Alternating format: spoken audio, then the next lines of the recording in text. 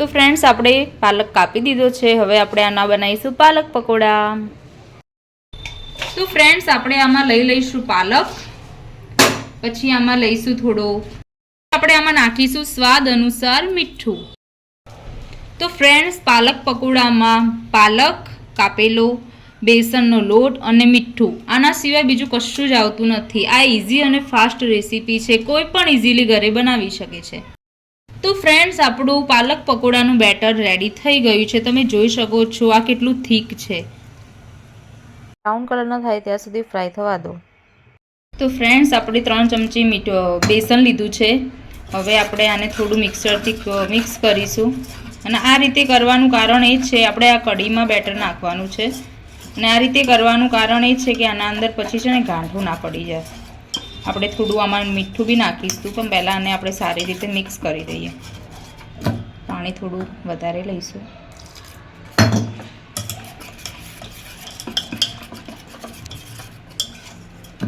Sir મીઠું નાખીશું થોડું, પછી આપણે ટેસ્ટ કરી લેવાનું કે મીઠું કેવું છે અંદર. તો ગાઈઝ આમાં મેં લીધા છે લીલા ધાણા, લીલા મરચાં, આદુ અને સૂકું લસણ. હવે આને હું જારમાં ક્રશ કરી નાખીશ. પછી આની બનશે કઢી, જે પાલક પકોડાની જોડે આપણે ખાઈએ છીએ અને બહુ ટેસ્ટી લાગે છે. આમાં આપણે થોડું પાણી એડ કરી દઈશું એટલે થોડું વ્યવસ્થિત ઠીક ઘટ્ટ બની જાય. બરાબર. તો ફ્રેન્ડ્સ આપણી કઢી માટેની ચટણી તૈયાર થઈ ગઈ છે. તો ફ્રેન્ડ્સ આપણે પહેલા લઈશું 2 ચમચી તેલ. આપણે આમાં નાખીશું મેથીના થોડા દાણા.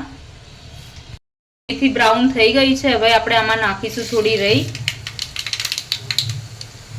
રઈ આપણી કકડી ગઈ છે ફ્રેન્ડ્સ. હવે આપણે આમાં થોડી હિંગ નાખીશું, પેસ્ટ નાખી દઈશું.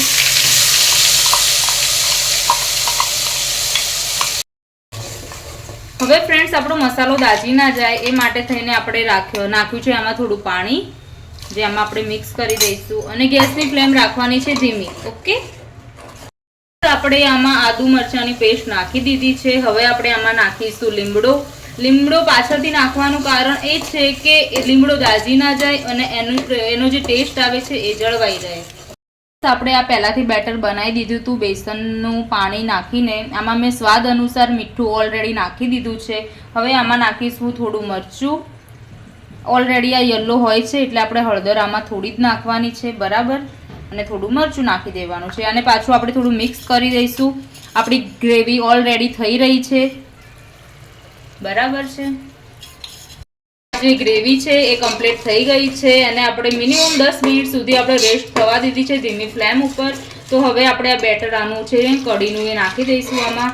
પછી આને ધીમે ધીમે હલાવતું જવું, કારણ કે આમાં ઘટ્ટા ના પડી જાય. ઓકે ફ્રેન્ડ્સ, તમે જોઈ શકો છો. અને આને ધીમી ફ્લેમ ઉપર જ આપણે કઢીને હલાવી જવાનું છે ધીમે ધીમે. તો ફ્રેન્ડ્સ આપણી કઢી તૈયાર થઈ ગઈ છે પાલક પકોડાની. હવે આપણે નાખીશું આમાં લીલા ધાણા. આનો સ્વાદ એક અલગ જ કઢીનો સ્વાદ આપી દેશે. તો ફ્રેન્ડ્સ રેડી છે આપણા ગરમા ગરમ પાલક પકોડા વિથ કઢી.